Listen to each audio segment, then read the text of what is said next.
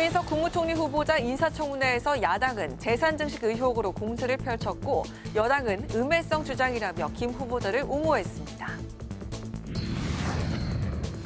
우원식 국회의장 주재로 만난 여야 원내대표는 모레 추경안 시정연설을 위한 본회의를 26일 열기로 합의했습니다.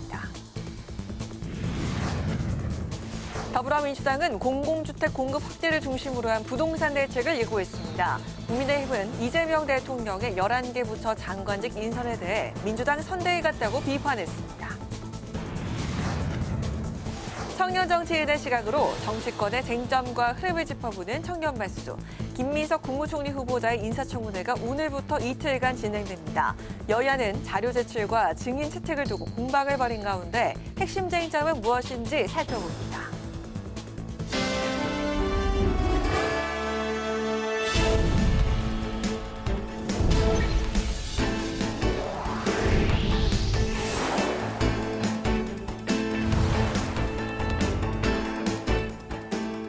여러분 안녕하십니까? 6월 24일 화요일 국회 라이브 6 시작하겠습니다.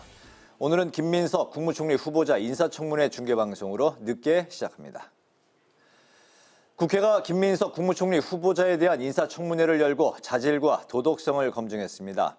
여야는 김 후보자가 제출한 자료를 놓고 청문회 시작부터 격한 공방을 벌였습니다. 특히 야당은 후보자의 금전거래 흐름과 재산 증식 의혹을 집중 추궁했고 여당은 사실과 다르다며 후보자를 엄호했습니다. 김재수 기자입니다. 후보자의 자료 제출 내역과 의혹 해명을 놓고 여야가 격하게 충돌한 김민석 후보자 인사청문회.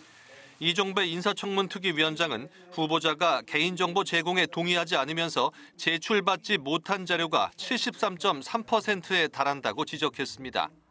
민주당은 국민의힘이 무리하고 비상식적인 자료 제출을 요구했다고 반박했습니다. 김민석 후보자의 자녀의 성적표, 학생기록부, 전 배우자의 출입국 기록, 외국환 신고 필증, 왜 이런 게 필요합니까? 이와 함께 청문회에서는 그동안 제기돼왔던 김 후보자의 금전거래 의혹이 쟁점이 됐습니다. 7년 동안 채무를 변제하지 않다가 갑자기 이것이 정치자금이 아니냐 하는 의혹이 제기되니까 총리 지명된 다음에 그 부분에 대해서 변제를 했다.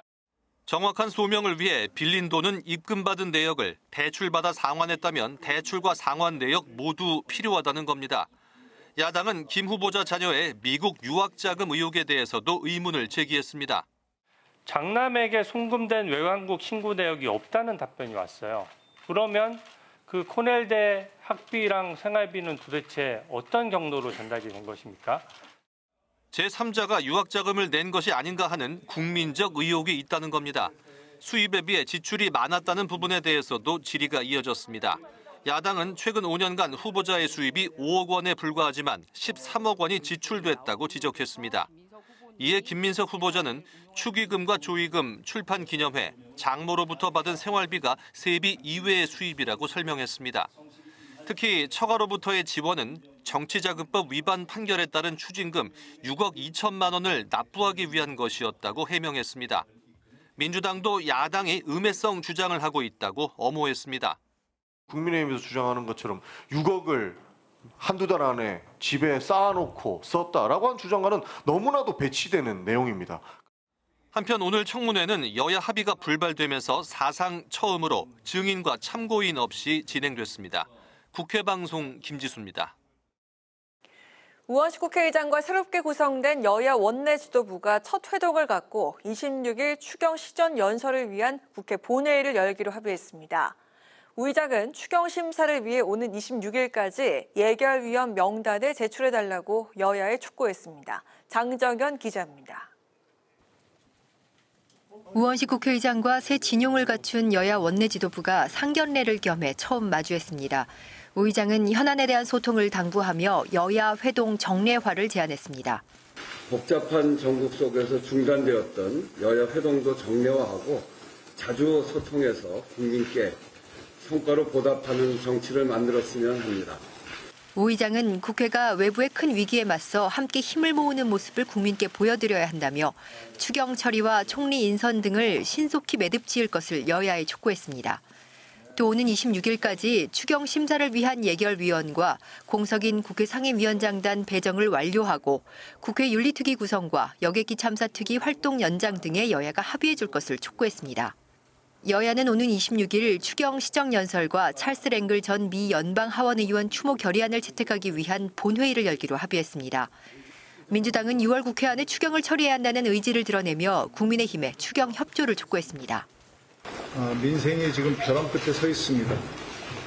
적절한 타이밍을 맞출 수 있도록 빠른 처리가 매우 중요하다고 생각을 합니다. 국회 예결위원장 선출과 그 이후 추경안 심사 처리 일정을 고려할 때 이번 주에는 반드시 본회의를 열어야 된다고 생각합니다.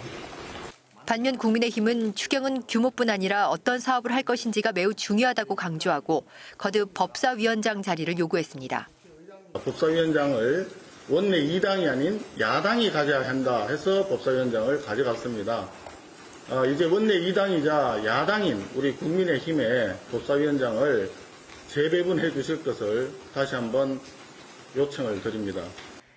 여야 원내 지도부는 상임위원장 배분 문제 등을 논의하기 위해 오후에도 다시 만났습니다.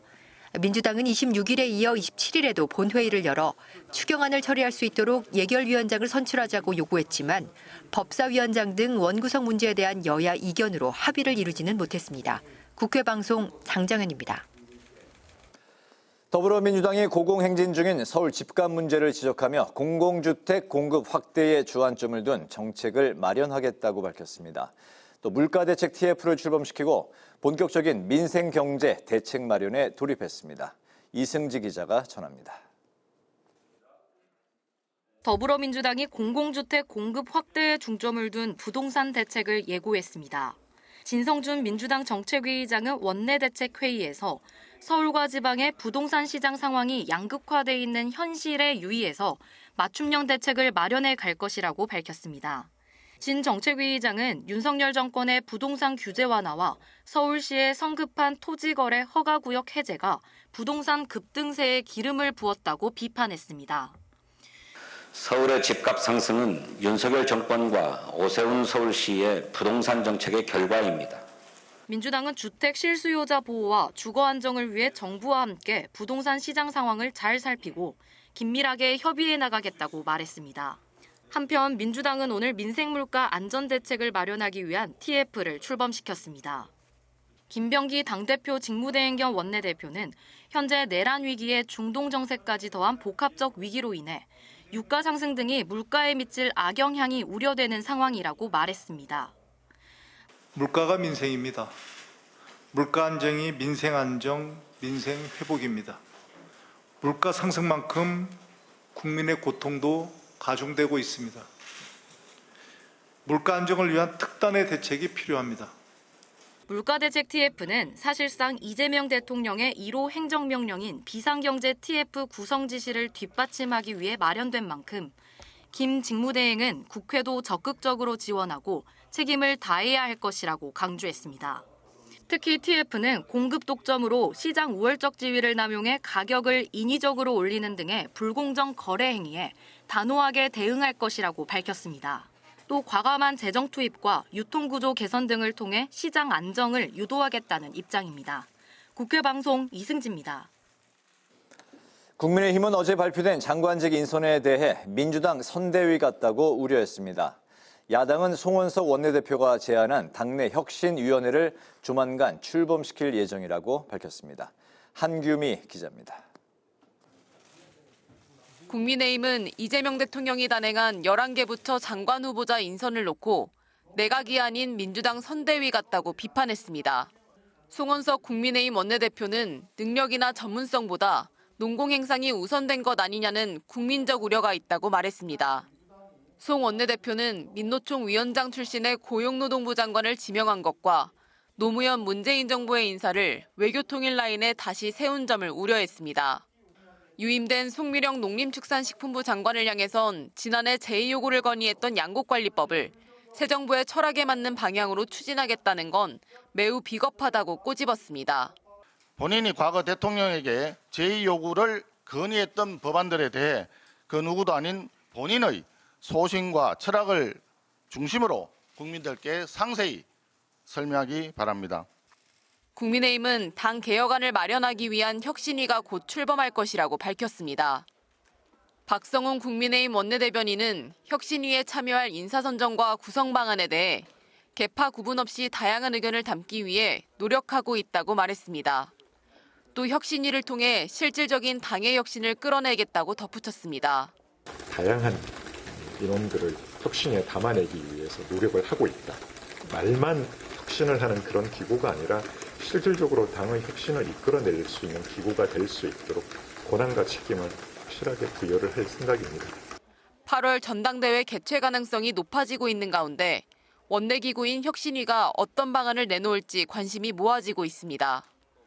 국회방송 한규미입니다.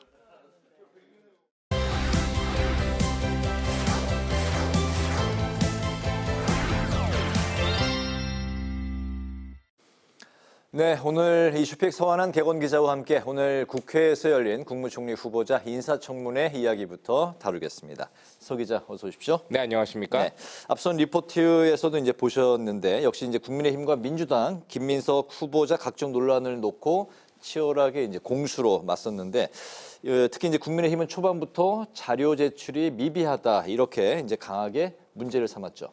네, 그렇습니다. 이 국민의힘에서는 자료 제출을 그동안 요구했었지만 이게 제대로 제출되지 못한 점, 또 증인 채택이 이뤄지지 못한 점 등을 초반부터 문제 제기를 했습니다. 이 국민의힘 배준영 의원은 이 김 후보자의 모두 발언이 끝나자마자 이 후보자가 본인을 포함한 주변인의 개인 정보 제공 동의를 제대로 하지 않았고 쟁점을 제대로 설명할 수 있는 알맹이가 있는 자료를 제출한 게 전무하다라고 비판했습니다. 또 김희정 의원은 이 법무부에는 본인 정보 확인에 동의하겠다고 해놓고 또 출입국 기록은 동의할 수 없다고 표시를 하는 등 이 사안과 부처마다 다르게 개인정보에 대해서 응하고 있다라고 지적을 했습니다.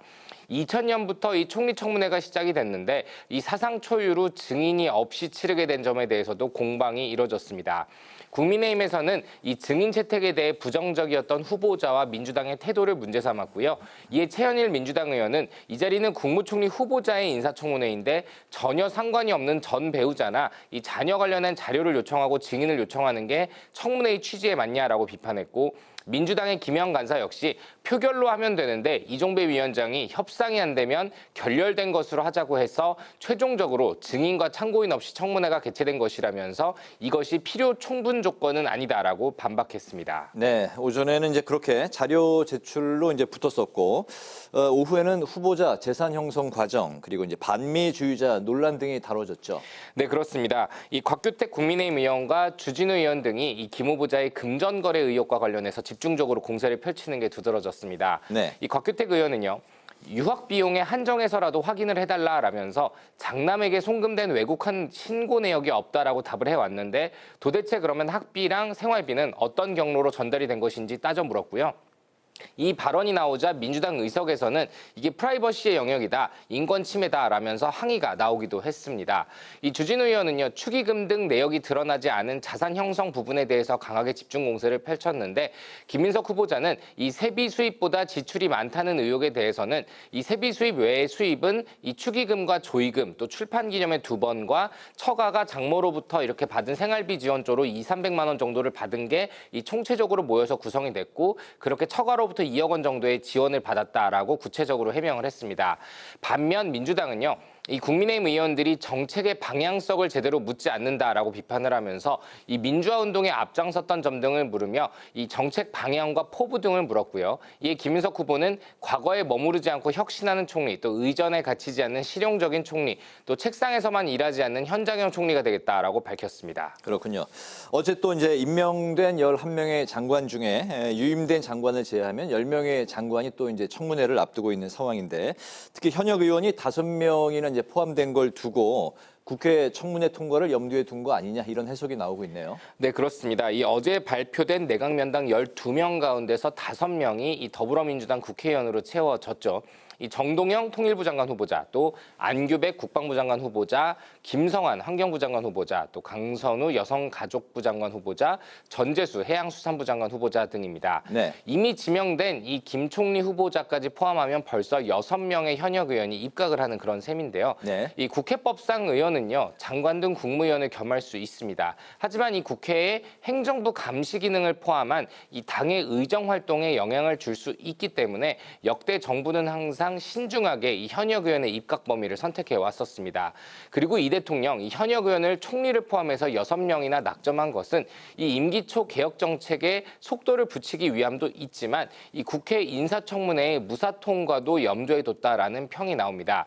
그리고 민주당이 국회에서 현재 압도적 다수를 차지하고 있기 때문에 의원 차출의 부담이 덜하다는 점도 고려됐을 것이라는 게 함께 거론됩니다. 네. 특히 통상 이 현역 의원들은 이 청문회 절차를 비교적 수월하게 넘어가고 있는 이 문화가 국회에 있기 때문이기도 한데 이에 대해서 국민의힘 이번 장관 후보자들에 대해서는 송곳 검증을 예고한 상황입니다. 네, 2000년에 인사청문회가 이제 처음 도입되고 이제 현역 의원이 청문회 통과가 안 된 사례가 없기 때문에 현역 의원 불패가 계속해서 이어지고 있는 상황인데 이번에도 또 지켜봐야 될 것 같습니다.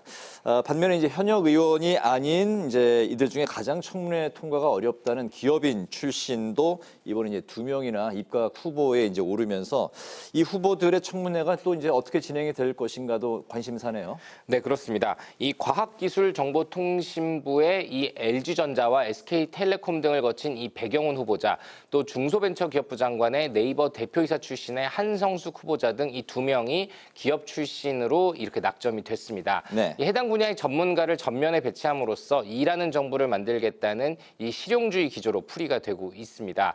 물론 인사청문회를 넘고 나서 이제 가능한 얘기인데 이 과거의 기업인 출신들이 청문회를 오게 되면요, 항상 재산 규모나 또 형성 과정, 그리고 자녀에게 관련된 자산 증여나 학업에 대한 이슈, 그리고 주식 백지 신탁 등으로 곤욕을 치렀던 케이스가 많았습니다. 네. 특히 주식의 경우는요, 2개월 안에 처분을 해야 하거나 백지 신탁을 해야 하는데요. 적어도 수억 원, 또 많으면 수십억 원에 달하는 자산을 가진 기업인 출신들의 후보자가 많았기 때문에 네. 이 지점은 항상 청문회에서 논란이 되곤 했었습니다. 다만 이 10명의 인사청문회가 다음 달 중에 동시다발적으로 이뤄질 수밖에 없게 된 만큼 그만큼 이 야권의 화력도 분산될 수밖에 없다라는 관측도 벌써부터 나오고 있습니다. 네. 통상 이 정도 규모의 인선 규모에 따른 경우에 청문회가 열리면 야당에서도 언론에서 나오는 의혹 제기 보도 등을 토대로 낙마 목표와 그 규모를 정하곤 하는데요. 이번 10명의 청문회 대상 후보자 중 몇 명이나 낙마를 하게 될 것인지 이 김민석 총리 후보자 청문회를 포함해서 이번 정권의 첫 입각 인선이 국민들에게 어떤 평가를 받게 될 것인지도 역시 지켜볼 부분인 것 같습니다. 네. 총리 후보자 청문회 내일까지 이제 진행이 되는 거죠. 네. 오늘 이슈픽 여기까지 듣겠습니다. 서완한 개건 기자와 함께했습니다. 말씀 잘 들었습니다.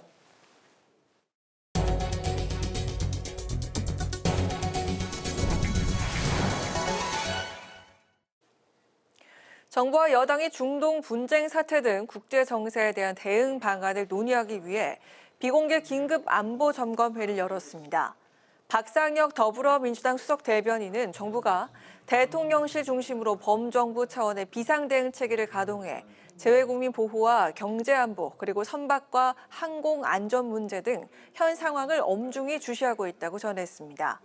또 당 최고위원들이 중동 상황이 동아시아에 미칠 영향에 대해 정부 당국이 더 면밀히 주시하고 필요한 사안들을 즉각 알려줄 것을 당부했다고 밝혔습니다. 국민의힘은 이재명 정부가 인위적인 경기 부양책이 아닌 선제적인 물가 관리에 집중해야 한다고 강조했습니다. 송원석 원내대표는 원내대책회의에서 정부의 확장 재정 기조는 인플레이션을 심화시킬 수 있는 만큼 유연한 물가 안정 대책 마련에 힘써야 한다고 밝혔습니다. 이어 국민의힘은 정부의 30조 추경안을 면밀히 검토하고 물가 상승으로 고통받는 민생을 살피겠다고 말했습니다. 주호영 국회 부의장이 오늘부터 다음 달 2일까지 에티오피아와 짐바브웨를 공식 방문합니다. 주 부의장은 한국전쟁 참전국인 에티오피아와 보훈 외교를 확대하고 의장단 최초로 방문하는 짐바브웨에선 의회 외교 기반을 구축할 예정입니다. 또 이번 방문에서 2036년 전주 하계올림픽 유치지를 당부한다는 계획입니다.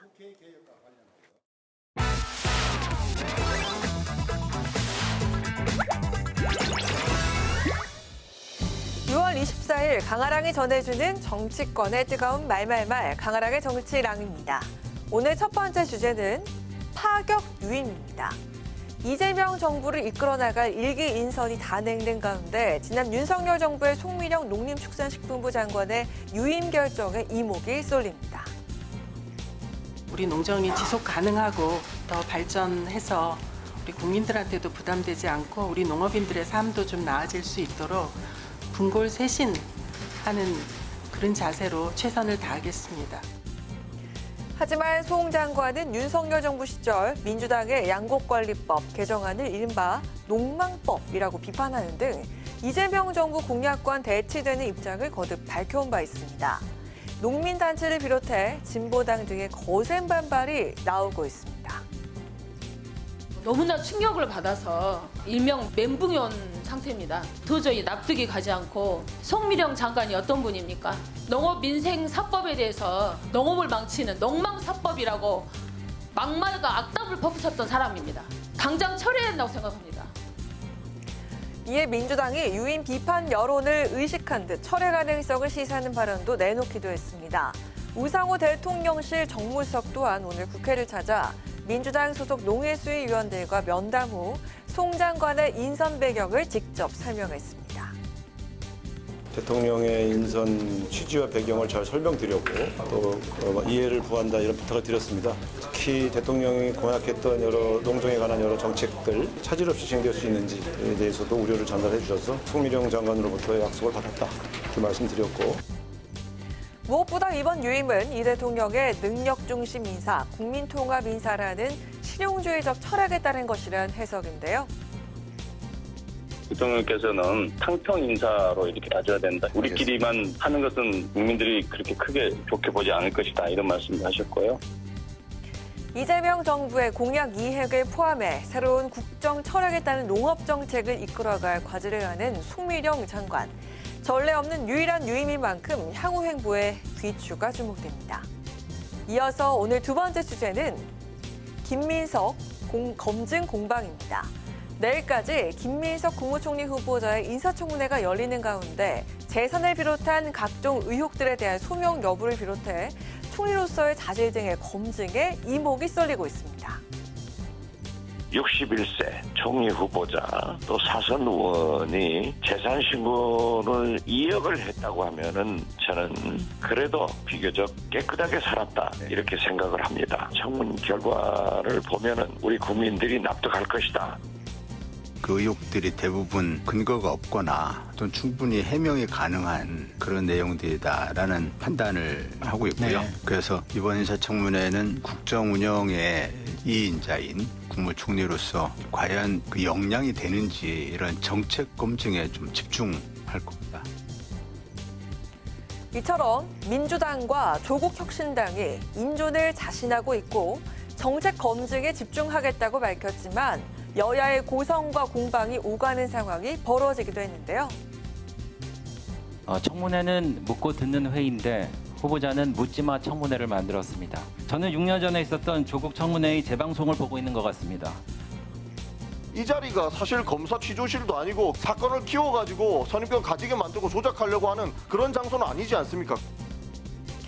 무엇보다 증인이 없는 초유의 청문회인 점, 그리고 요구 자료 상당수가 도착하지 않았거나 사실이 아닌 자료가 왔다면서 야당은 비판하고 있고 민주당은 비상식적인 자료까지 요구하고 있다고 맞서고 있는 상황입니다. 나중에 청문회 때 봅시다 이러면 이틀 버티면 되겠다고 하는 백제라식으로 배짱을 부리고 있는 모습에다가 대통령으로서 지명 철회가 쉽지가 않다면 후보자에게 사퇴를 권고하시는 것도 방법이고. 내일까지 진행되는 김민석 후보자의 인사청문회. 그동안 제기된 각종 의혹에 대한 철저한 송곳 검증을 벼르고 있는 야당과 이를 방어하는 여당 간의 공방은 계속될 것으로 보입니다. 지금까지 강아랑의 정치일항이었습니다.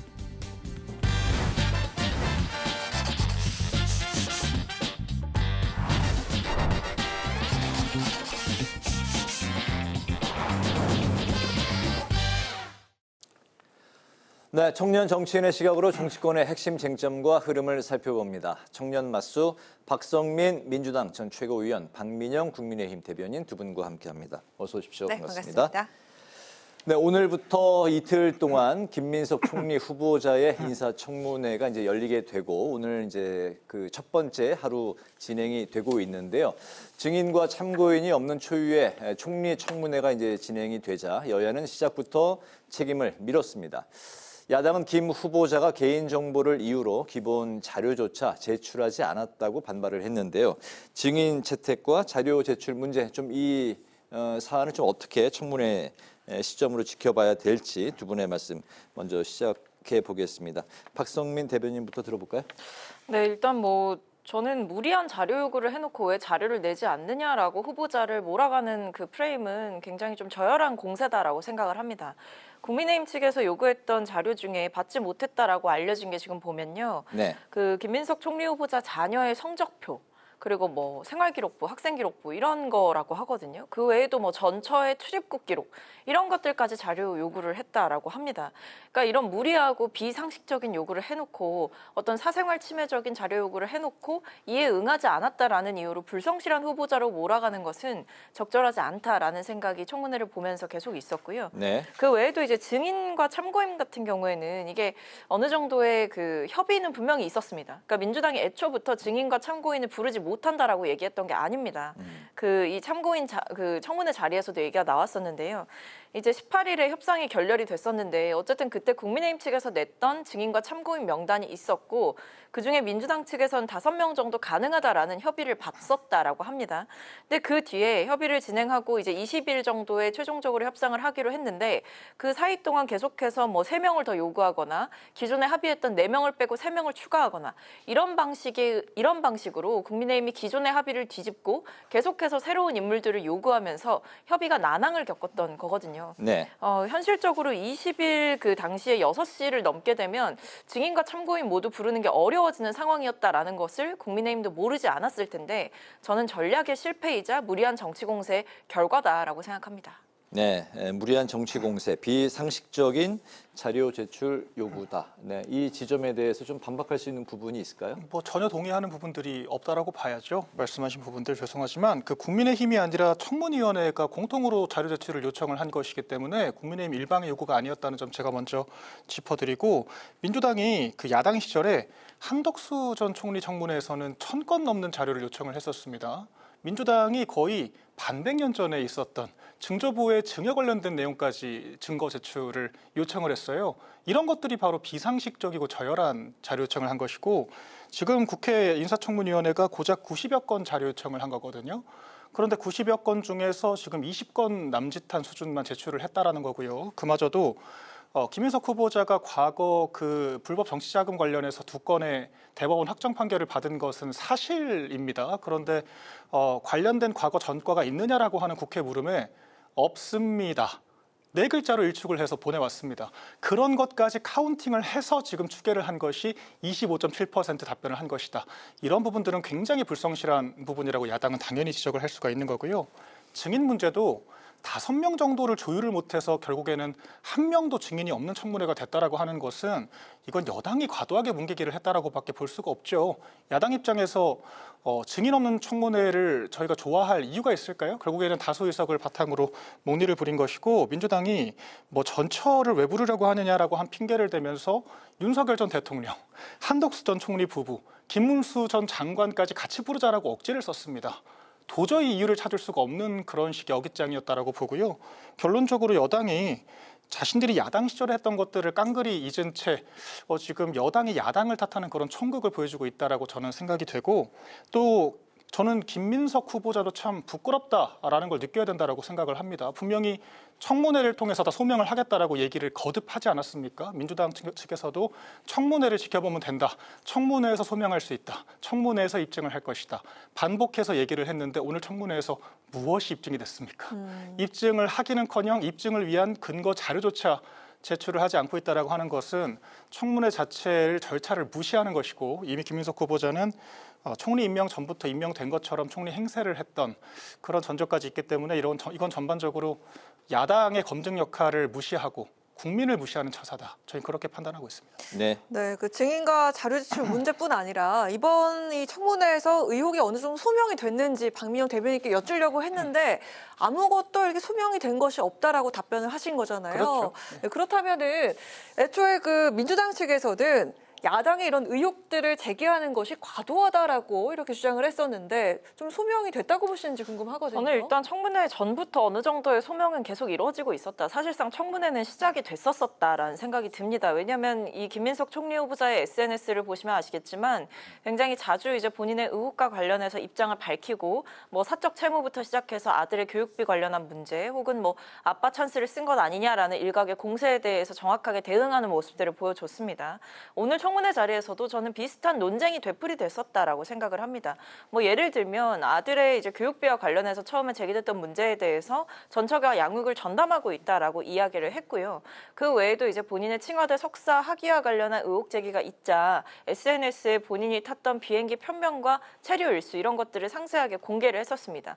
그랬더니 이제 와서는 또 국민의힘 측에서는 그 자료를 보고 다시 뭐 원본을 달라 이런 식으로 이야기를 하고 있는 과정이거든요. 그러니까 이게 저는 그러더니 또 칭화대 석사 논문에 쓴 표현을 가지고 문제를 삼고 그러니까 여러 면에서 계속 어떤 의혹을 계속 제기하고 아니면 말고식의 제기가 계속되고 있다라는 생각이 듭니다. 그래서 이번에 이 김민석 그 총리 후보자께서 여러 면에서 아들의 뭐 교육과 관련한 것도 다시 한번 답변을 하셨고 뭐 칭화대와 관련한 문제도 이야기를 하셨고 그 외에 이제 재산과 관련해서도 얘기가 나왔던 부분에 대해서도 조의금, 출판 기념회가 각각 뭐 1억에서 1억 5천만 원 정도의 수입이 있었다라고 생각이 되고요. 그다음에 이제 결혼 축의금 받았을 때는 뭐 친정집에 다 드렸다라고 이야기를 하셨고 그 외에 이제 아내가 생활비가 부족해서 그때 이제 본인의 아내의 친정으로부터 받았던 금액들을 다 합쳐보면 그것이 도합 한 5년간 2억 정도 되는 것 같다라는 취지의 상세한 설명을 해주셨기 때문에 저는 그동안 국민의힘 측에서 제기했던 어떤 재산과 관련한 문제들을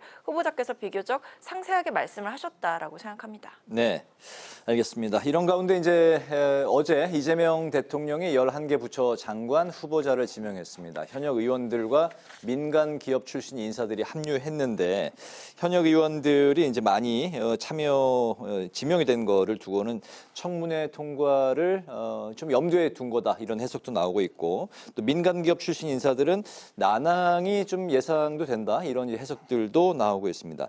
전문성과 실용성을 이제 생각을 해서 이런 인사가 단행된 걸로 알려졌는데 이번 인사를 좀 한마디로 좀 평가를 한다면 어떻게 보고 계신지 이번에는 박민영 대변인부터 들어볼까요? 네, 제가 일단 답변 기회가 없었어서 그 이번 질문 먼저 좀 반박을 드려볼게요. 예. 김민석 후보자 관련해서 저희가 아니면 말고식으로 한 것이 아니라 하나도 해명된 것이 없는데 파도 새로운 의혹들이 나와서 새로운 의혹 제기를 했다라고 말하는 것이 적합하겠죠. 기본적으로 그 이자조차 내지 않은 채권 채무 관계가 불법 정치 자금이 아니냐라고 저희가 의혹 제기를 했었는데 총리 후보자로 지명되자마자 부랴부랴 갚았거든요. 이런 것들은 여전히 의혹이 남아 있는 것이죠. 자녀 관련해서도 생활비를 전처가 냈다라고 하지만 정작 전처를 뭐 부르지 않아도 괜찮습니다. 객관적인 다른 증거 자료를 제시를 하면 되거든요. 그 생활비 같은 것들도 전혀 소명이 안 됐고 경조사와 출판기념회도 사실 객관적인 문서로 입증되는 것이 아니죠. 또한 출판기념회를 통해서 8억 가까운 돈을 벌었다라고 하는 것도 사실 편법을 자백한 것이기 때문에 적합하다고 보기가 어렵습니다. 그중에서 제가 가장 실망스러웠던 것은 김민석 후보자가 모두 발언에서 아니 왜 정책 검증을 하지 않느냐, 나 정책 잘한다 이렇게 사실 어필을 하셨었거든요. 그런데 정작 우리나라 GDP 대비 부채 비율이 얼마냐고 물어보니까 대답을 못 하시더라고요. 20-30% 수준으로 알고 있다라고 얘기를 하는데 저희가 IMF 직후가 20-30% 수준이었습니다. 지금은 50% 육박한 상황이고요. 저희가 통상적으로 국가 부채가 GDP 대비 50%가 넘어가면 레드라인을 넘었다라고 합니다. 문재인 정권 때 15% 가까이 폭등을 했었고요. 그래서 지금 이재명 정권이 집권하자마자 일주일 만에 30조 추경, 20조를 빚을 내서 하겠다라고 하는데 국가 부채가 얼마인지도 제대로 파악을 못하는 분이 총리를 하는 것이 맞는가? 의구심이 들고 심지어는 국가 예산이 얼마냐 정부 예산을 물어보는 것도 대답을 못 하시더라고요. 뉴스를 조금만 봐도 당연히 알 수 있는 저는 국민적인 상식이라고 생각을 하는데 정책 역량을 어필할 수 있는 분인가 이런 생각이 들었고 저는 오히려 도덕성보다 이런 실력 문제 때문에 총리로 적합한 인사가 아니라는 판단이 들었습니다. 아마 내일까지 좀 지켜봐야 될 것 같고 그 다른 인사도 사실 정치인들을 많이 기용을 했어요. 그런데 정치인들 같은 경우에 저희가 청문회 불패라고도 표현을 하죠. 근데 왜 그렇게 되냐 하면 온전한 대통령제는 입법부와 행정부를 완전히 분리를 하기 때문에 국회의원 출신들이 장관이 되지 못하도록 돼 있습니다. 그런데 우리나라는 내각제 요소가 가미되어 있어서 입법부의 식솔들이 행정부로 들어가면서 온전한 견제가 어려워지는 그런 한계들이 있거든요. 그래서 이렇게 정치인 출신들이 많아지게 되면 국정감사도 맹탕이 될 수밖에 없고 행정부의 폭주를 국회가 제지할 수가 없게 됩니다. 그렇기 때문에 견제받지 않는 행정부를 만들겠다라고 하는 그런 야욕이 좀 읽히고요. 또 이제 짧게만 첨언드리면 안규백 장관, 민간인 출신 국방부 장관이 내란 종식을 얘기하면서 국방부가 내란 종식을 하는 곳은 아니죠. 사실 계엄이 끝난 직후에 이제 법적으로 내란 상태가 아니기 때문에 과도한 레토릭으로 부적절한 인사를 하고 있고 가장 크게 걱정되는 것은 고용노동부는 노동자만을 대표하는 곳이 아닙니다.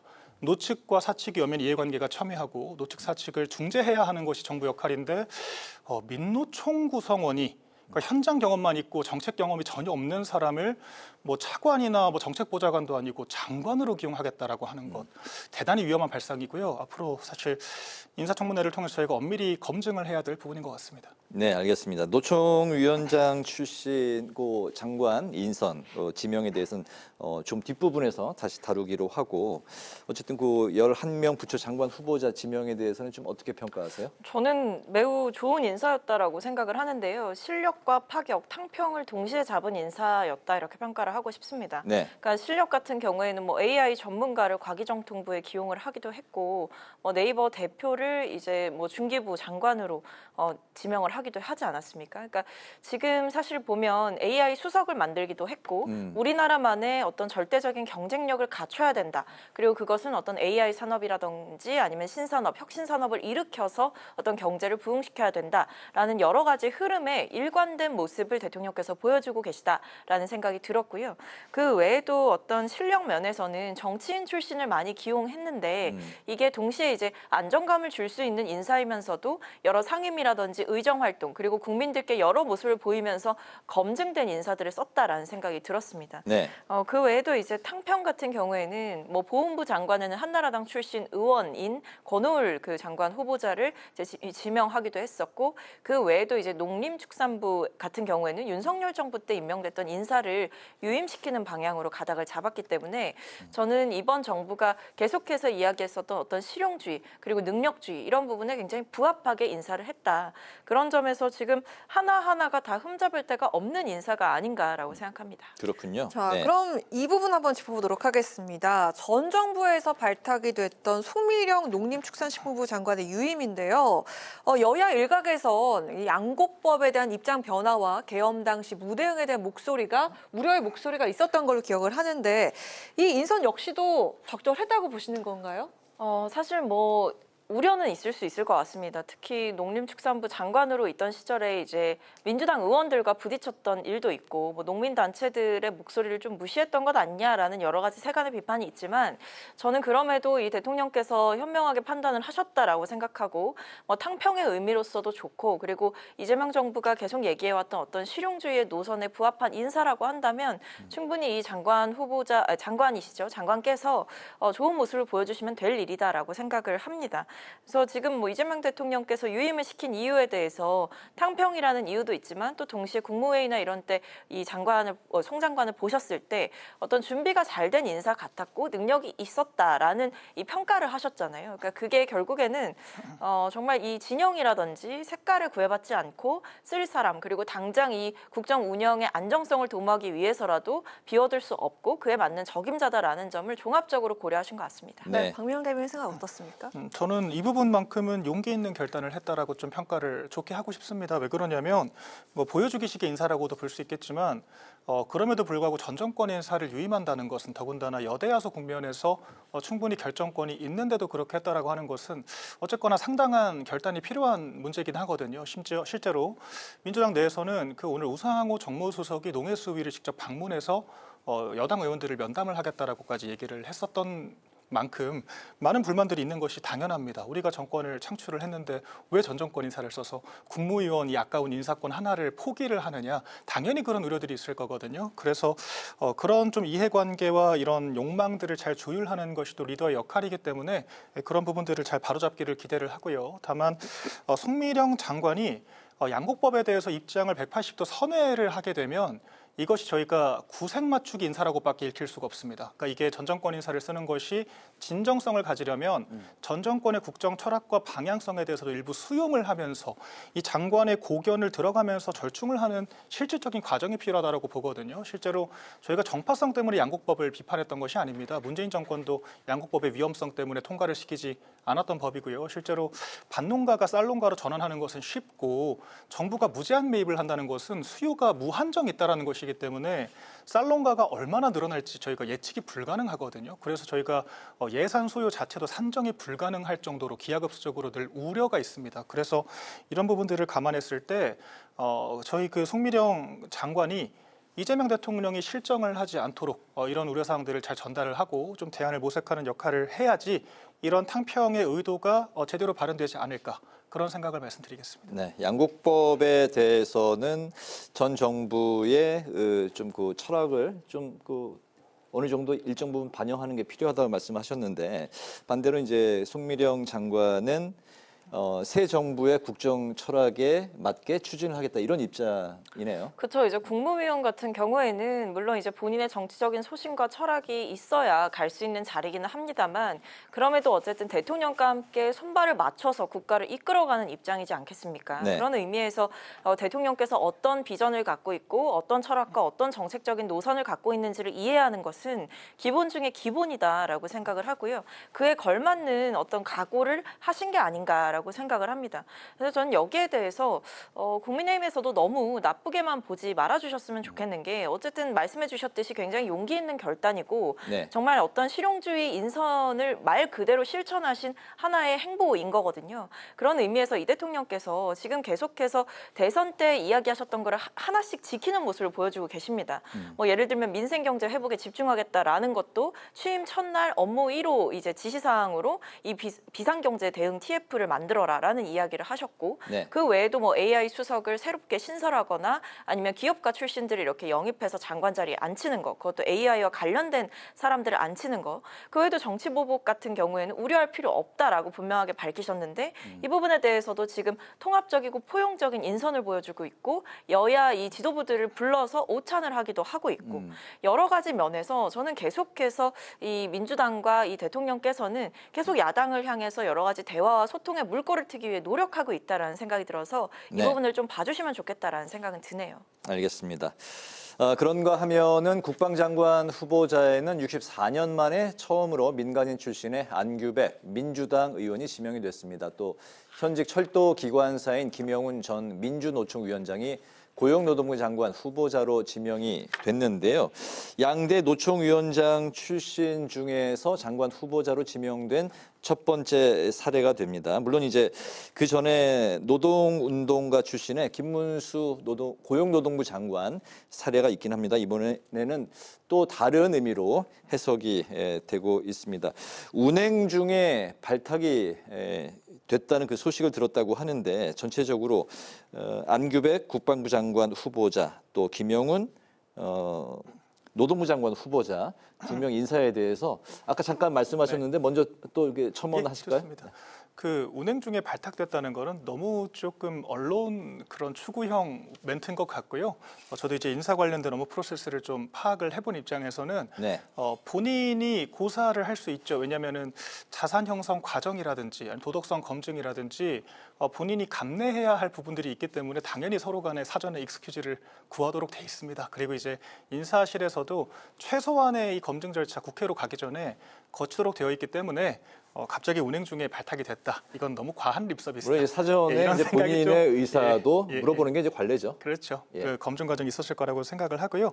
근데 저는 뭐 웃으면서 말씀드렸지만 김영훈 민노총 위원장은 걸맞지 않은 인사라고 생각을 하고, 저희가 이 11명의 어제 인선 중에 한 사람을 콕 집어서 낙선을 낙마를 시켜야 한다라고 하면 전 이분이라고 생각을 합니다. 저희가 아직 검증 전이긴 하지만 민노총의 어떤 지금까지 노선과 성향 그리고 이제 짊어져야 될 그런 노조라는 집단을 생각을 했을 때 고용노동부가 가치 중립적으로 일할 수가 없다라고 생각을 하거든요. 그리고 고용노동부가 저는 사회부총리 격으로 올려도 이상하지 않을 정도의 상당히 높은 층위의 그런 부처라고 생각을 합니다. 왜 그러냐면 기업들에게 직접 근로 감독을 할 수가 있고 이제 고용 법률 관련해서 규제를 할 수가 있는 막강한 권한을 가지고 있거든요. 그렇기 때문에 고용노동부 장관이 어떤 성향을 가지고 있느냐에 따라서 전 국민에게 영향을 끼치는 이런 근로제는 물론이거니와 기업 경영상의 상당한 변화들을 가져올 수가 있습니다. 그렇기 때문에 저희가 노사정이라고 하죠.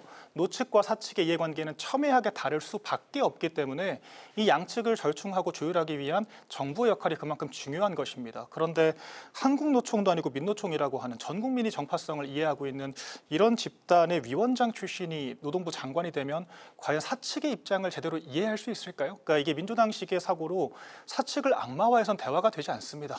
그러니까 노측과 사측이 이해관계가 다르다라고는 하나 상생관계에 있는 거거든요. 기업이 없으면 노동자도 없는 겁니다. 그렇기 때문에 조화로운 관점이 필요한데 인사청문회 과정에서 이분이 얼마나 이 중립적인 입장을 잘 견지할지는 모르겠으나 저는 과거에 이런 식의 인선이 없었던 전례가 없는 것은 분명히 이유가 있다. 이 부분을 숙지를 해야 한다라고 생각을 하고요. 안규백 의원을 짧게 말씀드리면 국방위원장을 오래 하셨던 건 맞죠. 그런데 국방위원장은 감독을 하는 사람이죠. 국회는 견제하는 역할이고 행정부 국방부 장관은 집행을 하는 사람입니다. 본인이 지휘통제 경험도 없는 방위 출신이거든요. 그런데 과연 장성들을 적재적소에 인사하고 우리 군사훈련에 공백 없이 국방 시스템을 잘 유지할 수 있을까에 대해서 당연히 물음표가 드는 겁니다. 그러니까 아무리 관료가 정책을 많이 알아도 갑자기 사장으로 부임해서 기업을 경영한다라고 하면 현장 경험이 없기 때문에 제대로 못하는 것과 같은 이치라고 볼 수 있을 것 같거든요. 그래서 이런 부분들은 좀 재고가 필요하다 그렇게 보고 있습니다. 네. 일단 안규백 의원 같은 경우에는 이제 군 그 경력을 문제 삼을 건 아닌 것 같아요. 왜냐하면 이분 같은 경우에는 지금 5선 의원이신데 국방위원장까지 지내신 분이거든요. 네. 그리고 국방위라는 상임위 한 곳에서만 15년 정도 가량을 계속 계셨던 분이에요. 그러니까 사실 우리가 이제 보통 흔히 하는 얘기가 국회의원들이 상임위 2년을 하면 그 분야의 모든 현안과 전문 지식을 갖추게 된다라고 이야기를 하거든요. 네. 그러니까 그 정도로 상임위에서 의정 활동을 하면서 들여다보는 자료들 그리고 지적해야 될 문제들, 개선해야 될 점들 이런 것들을 다 볼 수 있는 게 국회의원의 자리이고 또 상임위에서의 하는 의정 활동의 일부입니다.